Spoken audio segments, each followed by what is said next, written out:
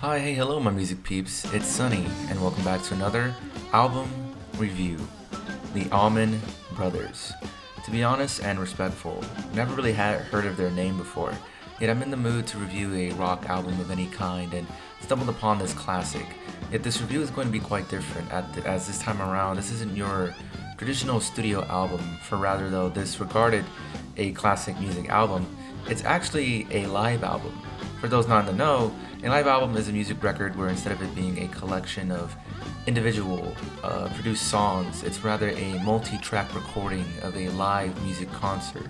So this made this one very interesting and unique as to how this album, not only for a band most may not know, not only is it a classic, yet for it to be a live album and still a classic is interesting. So let's uncover why that is, as this is a review of the Allman Brothers at Fillmore East. Let's review.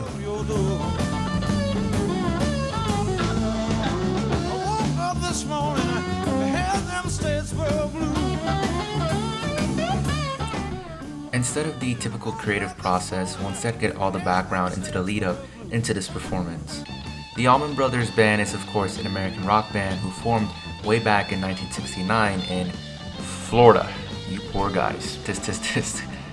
The band consisted of Duane Allman, Greg Allman, Dickie Betts, Barry Oakley, Butch Trucks, and Jay Johanny J-Mo Johnson. The band were not super popular at the time, completing their second record, Idlewild South, and going through a lot, with Duane being contacted and almost joining fellow band Derek and the Dominoes, before deciding to stick with the brothers. Though their second LP was yet to be a super strong success, they were gaining more attention via live performances, performing over 300 dates throughout 1970, yet had struggles as members fell into drug addiction. The band, aside the Allmans, were also struggling with finances, and that their manager murdered a promoter, yes, I'm not kidding, for not paying the band, yet things were slowly turning around for everyone as earnings were doubled. The band first played at the Fillmore East Rock venue back in 1969, and the promoter there loved them and promised to have them back, the band also being at San Francisco's Fillmore West, and once again at Fillmore East. With this knowledge and how much love and freedom the entire band had with live performance over their studio sessions, the natural fire to it, the element of an engaged audience, live performances being the launchpad for success in the music industry, and the elements that a studio can't replicate, the band knew their next album would be a live record, leading into what we're covering today at Fillmore East. Not gonna lie, guys, it's maybe the best album we've listened to yet. First time listen, it's alright, but that second time listen, paying attention, this is downright incredible, and I mean that. No bullshit. This album is, of course, being a live one, is just a non-stop, near endless rush of musical talent and amazement for 1 hour and 18 minutes that just takes you on a journey. No skips, all hits. I was just sitting there in my chair being enthralled every single second. I kept telling myself there's no way it gets better than this, and then it proceeds to get better than it already is at the moment. It's an album where it goes from an 8 out of 10 to a 9 out of 10 to an 11 out of 10, then a 20, then a 40, then a 50 to an 100 out of 10. Doesn't even make sense, but it just does.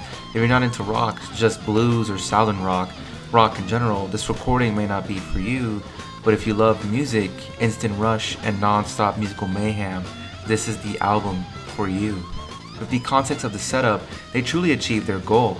Sometimes live music just works more for certain artists than just the standard studio production. With a studio production, it's fairly easy to just change stuff in the mix, remove this, add this, re-record this, get a note here, yada yada yada. And with a live experience, not just off raw street music being played right there in the moment, plausible for mistakes, yet humane.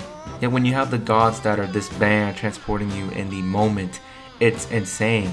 Listening to music to yourself at home is a beautiful experience, yet so does the live experience of being there in the right location with the right artist, the right talent, the right day, in the right crowd to celebrate that lovely experience.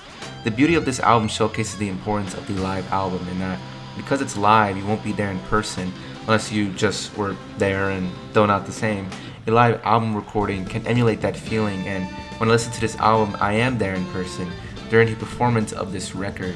The same way I'm transported through all stories via music, and this album is just a non-stop masterpiece that deserves more love. Is it the greatest album of all time?